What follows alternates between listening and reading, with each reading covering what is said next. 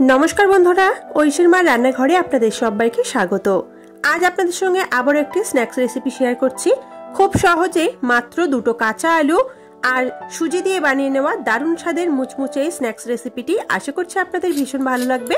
তাহলে চলুন রেসিপিটি কিভাবে বানাই সেটা দেখে নেওয়া যাক, আর সম্পূর্ণ রেসিপিটি দেখার জন্য অনুরোধ রইল। প্রথমে এখানে নিয়ে নিয়েছি দুটো কাঁচা আলু।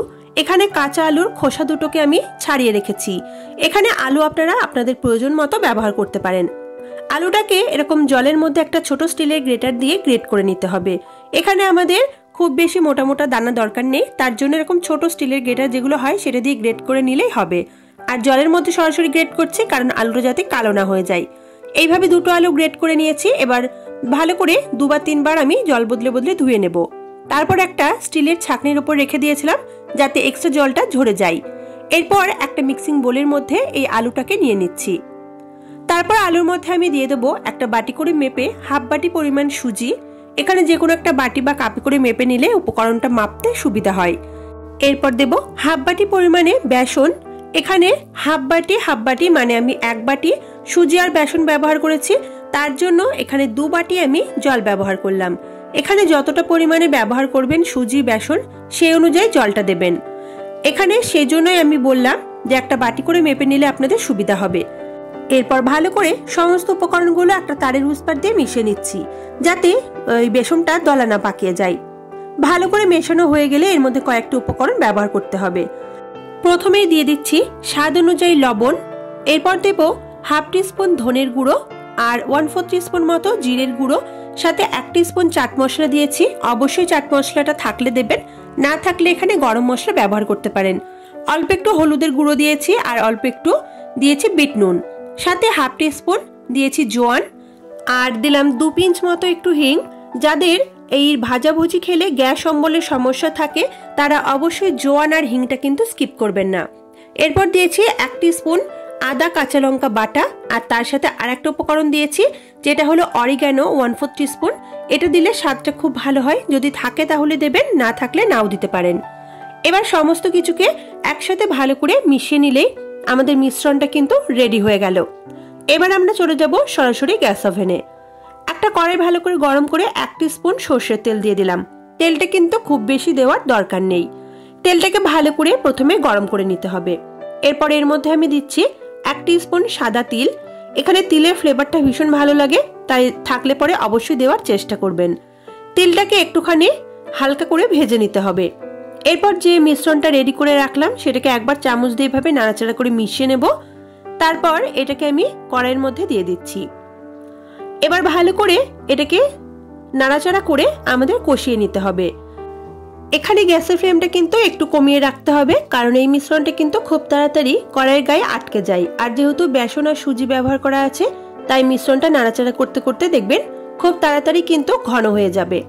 আস্তে আস্তে এইভাবে নাড়াচাড়া করতে করতে যখন দেখবেন একটা ডো ফর্মে চলে এসেছে তখন গ্যাসের ফ্লেমটা বন্ধ করে এটাকে নামিয়ে নেব। আর এখানে মিশ্রণটা সেট করার জন্য আমি এখানে একটা কেক টিন নিয়েছি। আপনাদের যদি কেক টিন না থাকে তাহলে যে কোনো থালা ব্যবহার করতে পারেন। সামান্য একটু সাদা তেল আমি কেক টিনটার মধ্যে ব্রাশ করে দিলাম যাতে মিশ্রণটা কেক টিনে আটকে না যায়। এরপর যে মিশ্রণটা রেডি করলাম সেটাকে আমি কেক টিনের মধ্যে নিয়ে নিলাম। একটা স্প্যাচুলা দিয়ে এবার ভালো করে চারপাশে এইভাবে ছড়িয়ে ছড়িয়ে দেব আর একটু ট্যাপ করে দেব যাতে চারপাশ থেকে সমানভাবে এটা ছড়িয়ে যায়। একটু ওপর থেকে সমান করে এভাবে সেট করে দেওয়ার পর এটাকে সম্পূর্ণ ঠান্ডা হওয়ার জন্য রেখে দিতে হবে। আমি এখানে এটাকে 15 থেকে 20 মিনিট মতো ফ্যানের নিচে রেখে দিয়েছিলাম, তাতে কিন্তু খুব ভালো মতো একটা ঠান্ডা হয়ে একদম সেট হয়ে গেছে। এবার একটা ছুরির সাহায্যে আমি পিস পিস করে কেটে নেব। আপনারা চাইলে অবশ্যই নিজেদের পছন্দ মতো করে শেপ দিতে পারেন। আমি এখানে একটু চৌকো করে লম্বা করে কেটে রাখছি। আর এইভাবে কেটে নেওয়ার পর আপনারা এটাকে স্টোর করতে পারেন ফ্রিজে রেখে দিয়ে। আপনারা যখন ভেজে খেতে চান তার 8 ঘন্টা আগে এটাকে বার করে রাখবেন ফ্রিজ থেকে। তারপর এটাকে নর্মাল টেম্পারেচারে চলে আসলে আপনারা 5 মিনিটের মধ্যেই কিন্তু এটা ভেজে সার্ভ করতে পারবেন। দেখুন খুব সহজেই কিন্তু এটা কেক টিন থেকে বেরিয়ে এসেছে। আর এইভাবে তোলার পর হাত দিয়ে একটু সমান করে দিলাম যাতে চারপাশটা একটু অসমান হয়েছিল, দেখতেও ভালো লাগছিল না। তো তার জন্য এইভাবে করে একটু সমান করে নিয়ে আমি একটা প্লেটের মধ্যে উঠিয়ে নিচ্ছি।